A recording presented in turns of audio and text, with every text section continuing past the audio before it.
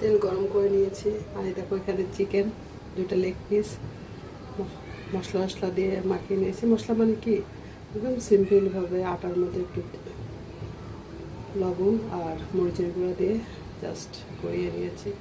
এভাবেই কিন্তু ভালো লাগে খেতে, খারাপ লাগে। বিসমিল্লাহ।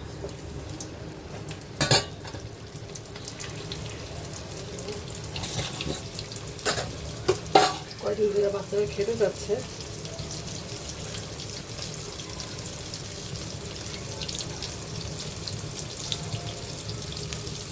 বাচ্চারা যখন বাইরের কিছু খেতে চায় ওদেরকে খাওয়ায় একবার, কিন্তু বারে বারে তো আর খাওয়ানো যায় না। দেখা যায় ওরা খায়, টাকা বেশি যায়, কিন্তু ওদের আর কি খাওয়ার তৃপ্তিটা মেটে না।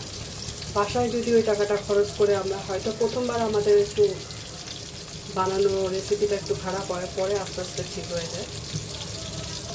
দেখো বন্ধুরা হয়ে গেছে। এদিকে আমি ভাতটা একটু, আমার কাছে যা ছিল সেটা দিয়ে একটু গরম ভাত ভেজে নিয়েছি।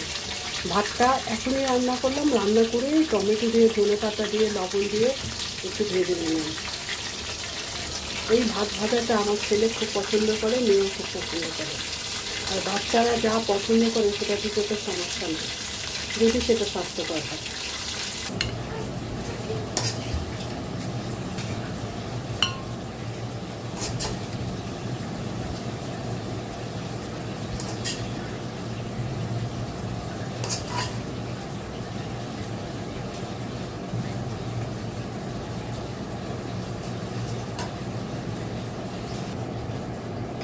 খুব অল্প সময়ে তৈরি করে